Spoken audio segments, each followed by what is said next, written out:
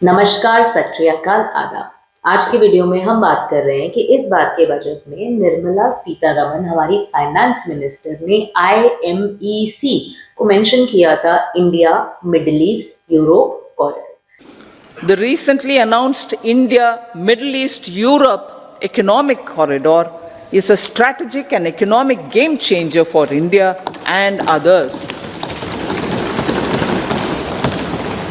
In the words of Honorable Prime Minister, the corridor, and I quote, will become the basis of world trade for hundreds of years to come, and history will remember that this corridor was initiated on Indian soil. क्या है ये, कैसे ये काम करेगा हमारी economy के लिए, क्या इसके चैलेंजेस हैं, आज की वीडियो में सब समझेंगे।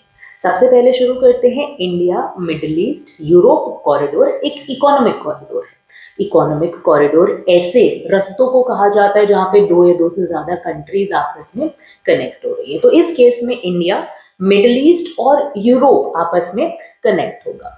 कैसे, क्या, अभी अपन वर्ल्ड मैप पे चल के समझ लेते हैं। तो सबसे पहले अपन लोग साथ मिलके वर्ल्ड मैप समझ ले।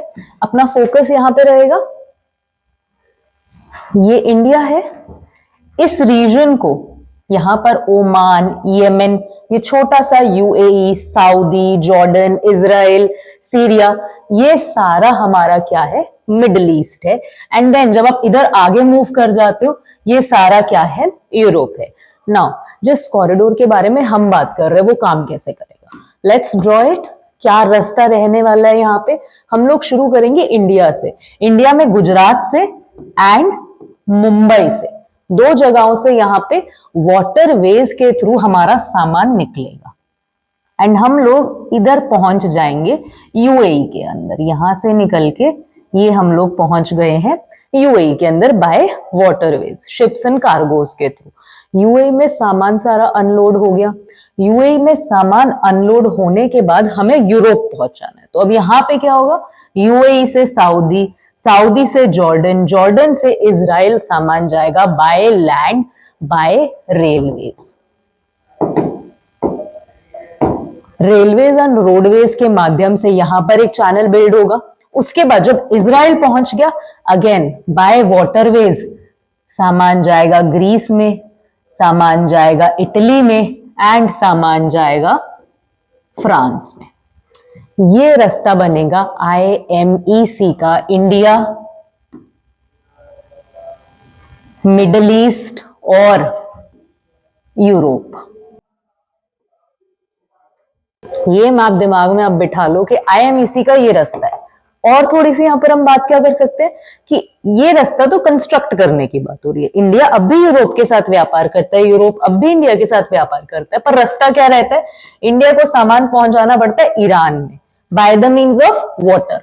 ईरान से सामान जाता है टर्की में, टर्की से फिर वो आगे यूरोप में सप्लाई होता है, या फिर इंडिया को, क्योंकि पाकिस्तान के साथ रिलेशन अच्छे नहीं है, वरना हम बाय लैंड भी जा सकते थे, लेकिन यहां पर दिक्कत होने की वजह से हम लोग ईरान के साथ जा रहे थे। बट ईरान के साथ भी रिलेशन ऊपर नीचे होने के कारण एंड ईरान पर दुनिया भर में बहुत सारे सैंक्शंस लगा रखे हैं, रोक टोक लगा रखी है, जिसकी वजह से, क्योंकि जब हम ईरान के थ्रू जाते हैं तो हमारा सामान महंगा हो जाता है एंड हमें वहां पे ट्रेड करने में, बेसिकली व्यापार करने में दिक्कत आ रही थी। तो जब भी एक बिजनेसमैन को दिक्कत आएगी, वो क्या सोचेगा, ऑल्टरनेट रास्ता निकालेगा। यहाँ पे वही रास्ता इंडिया ने निकाला IMEC के माध्यम से कि इंडिया जाएगा सीधा UAE में, UAE से सऊदी, सऊदी से जॉर्डन, जॉर्डन से इजराइल एंड इजराइल से ग्रीस जाएगा, इटली जाएगा एंड फ्रांस जाएगा। नाउ रास्ता समझ में आ गया। वर्ल्ड मैप आपको यहाँ पे दिख रहा है, कौन कौन सी यहाँ पे कंट्रीज इंपॉर्टेंट थी। पहले ईरान और टर्की, इनका पत्ता हमने क्या कर दिया है, कट करके ये हमने नया रास्ता निकाला है बैठ के कि यार ऐसे काम किया जाना चाहिए। अभी ये रास्ता फंक्शनल नहीं है, ये आइडिया प्रपोज किया गया था G20 की मीट में। नाउ चलते हैं एंड समझते हैं कि क्या बेनिफिट्स एंड चैलेंजेस यहाँ पर हमें IMEC के प्रोजेक्ट में देखने को मिलेंगे।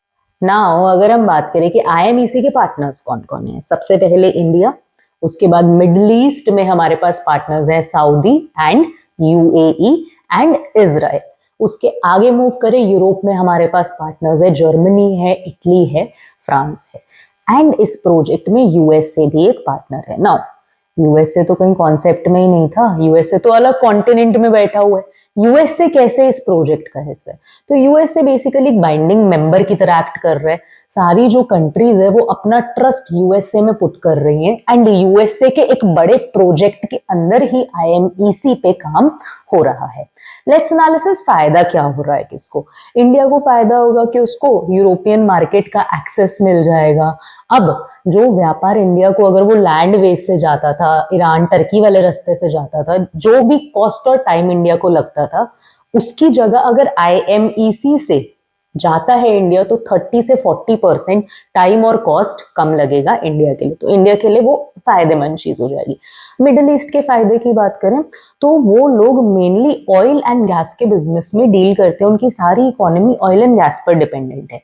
लेकिन अब क्या होगा, क्योंकि उनको इंडिया एंड यूरोप दोनों का एक्सेस मिलेगा तो उनकी मार्केट डाइवर्सिफाई हो सकती है, बड़ी हो सकती है, उनको उस चीज का फायदा मिलेगा कि ऑयल एंड गैस को छोड़ के और भी वहां पर काम हो सकता है, लोगों का आना जाना बढ़ सकता है।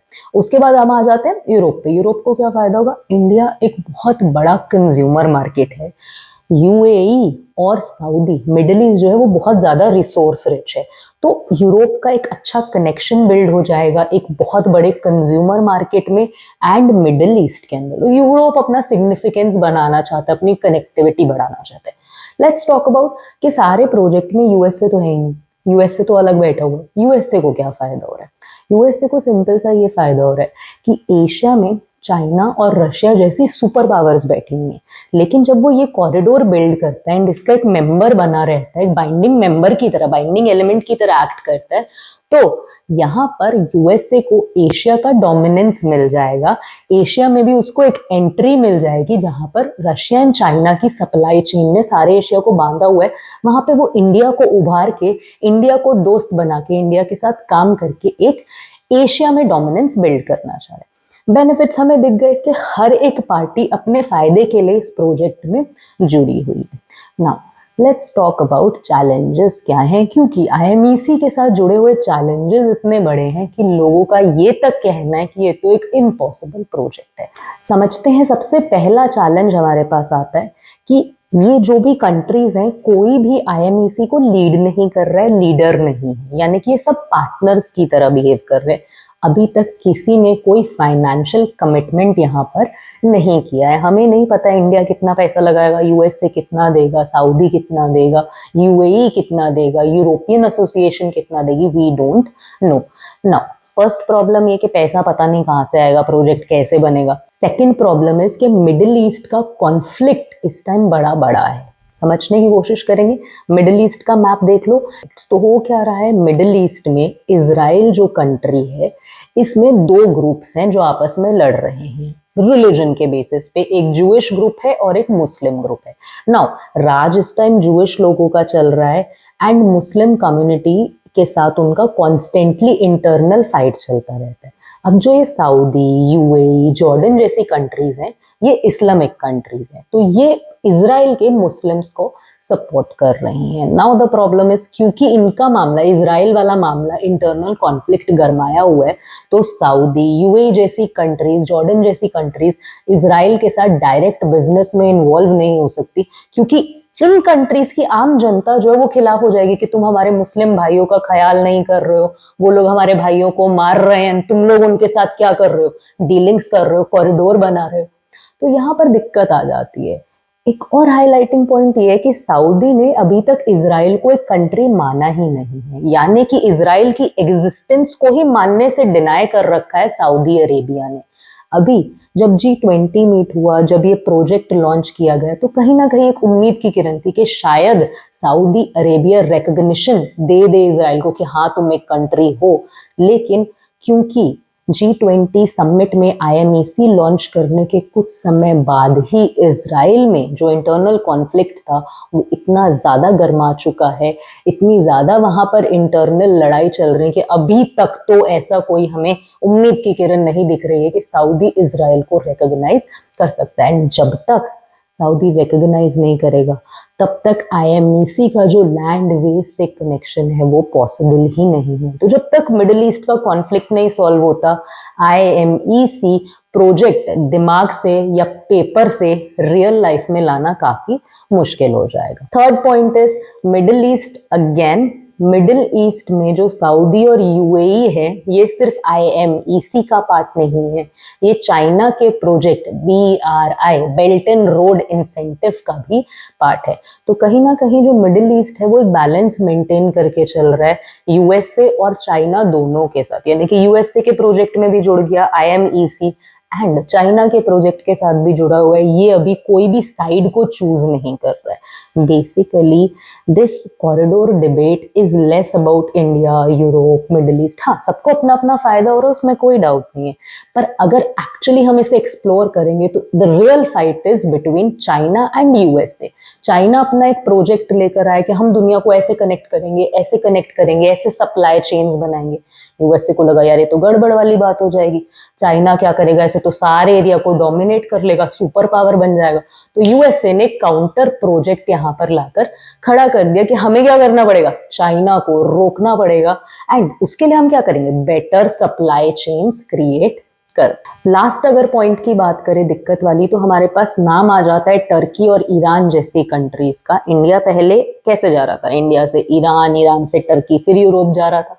अब जो नया रास्ता बना उसमें टर्की, ईरान दोनों इन्वॉल्व ही नहीं है। तो ये दोनों कंट्रीज भी, क्योंकि इनका यार जियोपॉलिटिकल सिग्निफिकेंस था ना, टर्की एक ऐसी जगह पर है जो एशिया और यूरोप को आपस में कनेक्ट कर रही है। अब अगर IMEC बनता है तो टर्की का महत्व ही खत्म हो जाता है, इंपॉर्टेंस ही खत्म हो जाती है। तो जियोपॉलिटिकली सब अपना प्रेजेंस तो बना के रखना चाहते हैं ना कि हम स्ट्रांग है, हम स्ट्रांग है, हमारा एग्जिस्टेंस जरूरी है। टर्की के लिए वो चीज खत्म हो रही है, ईरान के लिए वो चीज खत्म हो रही है। तो ये कंट्रीज भी दिक्कत यहाँ पर क्रिएट कर रही हैं। IMEC को लेके एक अनफेवरेटिक ओपिनियन इन लोगों ने दिखाया है। ईरान क्या दिक्कत क्रिएट कर सकता है, ईरान और UAE का शेयर्ड वाटर स्पेस है। स्ट्रेट ऑफ हम्रूज के नाम से एक जगह पड़ती है जहां से इंडिया को क्रॉस करना पड़ेगा UAE में जाने के लिए, एंड वो जगह पे शेयर्ड कंट्रोल है ईरान और UAE का। तो वहां पर हम दिक्कत फेस कर सकते हैं। कुल मिला के if we conclude this video, there are hell lot of challenges, बहुत ज़्यादा चैलेंजेस हैं हमें जो यहाँ पर डील करने पड़ेंगे, फेस करने पड़ेंगे। एंड अभी अगर बात करें 2-4 सालों में इसका कोई सोल्यूशन नहीं दिख रहा है। हमें नहीं लग रहा है कि सऊदी अभी इजराइल को रिकॉग्नाइज कर पाएगा, या इजराइल मुस्लिम्स को एक अलग स्टेट देके, एक अलग नेशन देके समझौता करने के लिए तैयार होगा, या फिर टर्की और ईरान एक प्रॉब्लम क्रिएट नहीं करेंगे। कुल मिला के there is multiple problems with this IMEC, जिसके कारण एक ओपिनियन भी निकल के आता है कि कहीं ना कहीं ये IMEC, जो भी ये गवर्नमेंट्स इन्वॉल्व है, इनके द्वारा लोगों को इम्प्रेस करने के लिए खेला गया एक ट्रिक था कि IMEC इन लोगों को भी पता है कि बन तो सकता ही नहीं है, लेकिन क्योंकि इंडिया में भी 2024 में इलेक्शंस है, यूरोपियन एसोसिएशन, यूरोपियन यूनियन के भी इलेक्शंस हैं 2024 में, एंड अमेरिका में भी इलेक्शंस हैं 2024 में। तो लोगों को अच्छी इकोनॉमी के सुहाने सपने दिखाने के लिए कहीं ना कहीं IMEC को 2023 में लॉन्च किया गया। एक्चुअली इसका फीसिबिलिटी कुछ भी नहीं है, ये भी ओपिनियन कहीं ना कहीं निकल के आता है। हाँ, बट नो डाउट कि अगर किसी तरीके से सब लोग मिलकर IMEC को कंस्ट्रक्ट कर पाते हैं तो ये सभी इकोनॉमी के लिए काफी फायदेमंद सौदा हो सकता है। आपको क्या लगता है, IMEC बनेगा या नहीं बनेगा? बहुत ज्यादा प्रॉब्लम्स है, कमेंट डाउन करके जरूर बताइएगा।